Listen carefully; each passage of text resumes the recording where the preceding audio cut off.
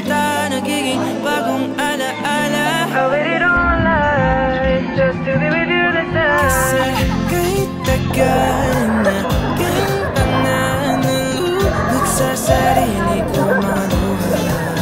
Pero hinawakan mo aking kamay.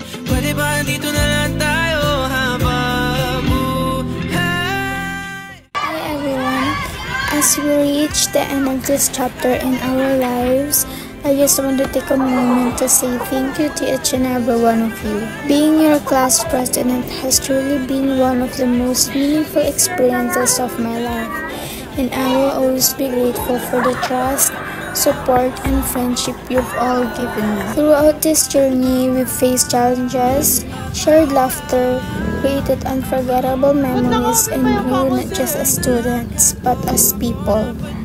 We've been through so much together, and I know that every moment, whether good or tough, helped shape who we are today.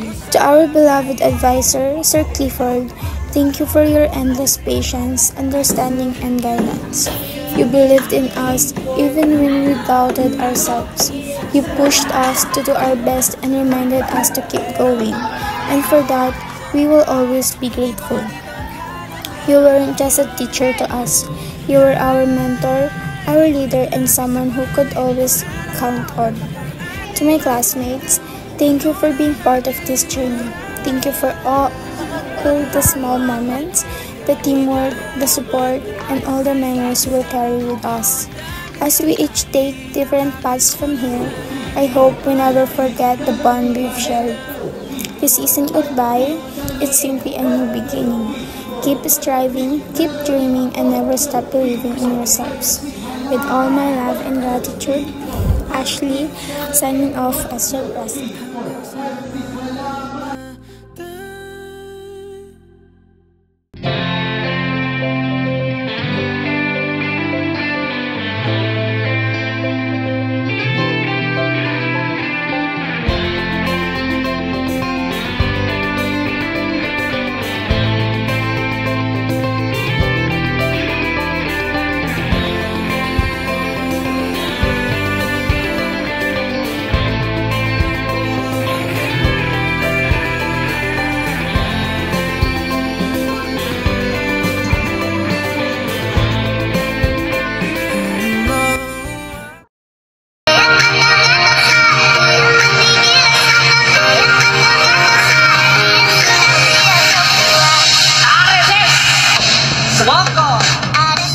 Hello!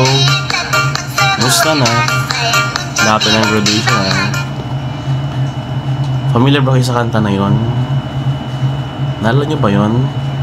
Yun yung mga kanta na sumikat noon bago pa mag-pandemic.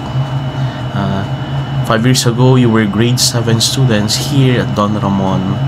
Di natin alam kung anong mangyari nun kasi diba lahat tayo apektado ng pandemic. Di natin alam kung sa susunod na araw buhay pa ba tayo kaya hindi. But look at you now. I'm very proud to see you all, each one of you. Imagine that one, yung mga grade 7 na nagsusulat ng module noon, sandamakmak na module, hindi alam kung anong mangyayari sa susunod na araw. Look at you, graduate na, mga pandemic babies. Look at you, gagraduate na. Gagraduate na yung hindi natin alam kung gagraduate ba talaga dahil sa pandemic. To my Humes 12A class, I really appreciate your love that you showed to me. I'm sorry if I'm too strict to each one of you, but that's how I discipline my class. That's how I show my love and care. Sa lahat ng mga estudyante ko, yan, lahat ng mga nag-advisory class ko, each one of you, you have a special place in my heart. Hindi ko kayo makakalimutan. Ang tanong ba, ang taong nagmahal, nakakalimot ba? Nakakalimot ba ang taong nagmahal? Siguro sa mga wala talagang pagmamahal ever since we met during our first days of the school year. isa sa mga hindi ko makalimutan noong a year ago, during Christmas party, na late ang pagkain namin. Gutom na gutom kami noon.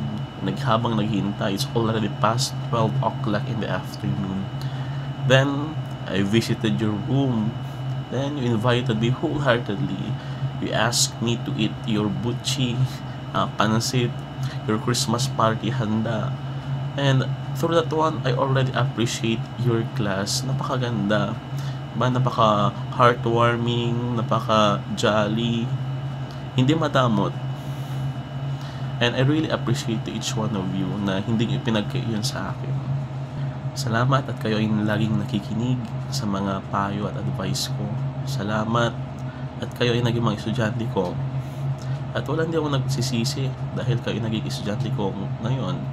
And today, I congratulate each one of you for doing your best. Sana sa mga susunod na pagkikita natin, kasi after your graduation, medyo matagal-tagal na tayong makikita. Sa GC natin, masyado tayong maingay, pero after your graduation, tahimik na. Yung iba sa inyo, baka mag-leave na rin eh. Sana walang makalimot sa inyo. And I pray to God na sana maging successful tayong lahat. Pag nakita-kita tayo,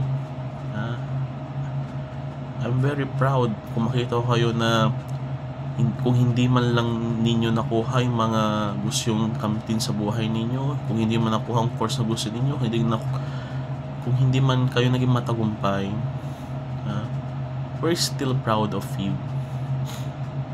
Ang room naman natin ay hindi naman nagsasara. Kung kayo may mga problema, may gusto may i-share sa amin, open ang room natin. Nanda akong makinig sa mga kwento ninyo, mga problema ninyo, mga kwentong love life ninyo, mga chismis ninyo. To Humes 12A, I love you very much. And sana after this graduation, let us pursue our dreams. Kaya na matagalan tayo sa ating mga pangarap sa buhay, diba? Always do the first step. That is the very first thing to do if you want to achieve something. Step forward, but always give your best. I don't want to be emotional to each one of you, and yan, this was the first time na they will ask my advisory class, they will ask me to send a video. Pwede ko namang sabihin sa inyo in front of you o message ko, but I really appreciate your leadership, mga class leaders natin. Kaya alam ko madaming mga magugulo sa inyo, pero gusto ko yung mga magugulo, yung mga kalog mga estudyante. Ay, masyadong matatalino. Kasi pag masyadong matalino, sila mismo yung mauunang nakakalimot minsan. Pag nakita nila ako sa kalsada, hindi naman sila mag-hi, hello sir. But kung sino po yung mga nabigyan ko ng grade, mababa, hindi participant class, sila yung mga nakaunang nakaka-recognize sa akin. Let us pray to God na maging successful tayo lahat. Sana sa susunod na araw ay magkita-kita pa tayo.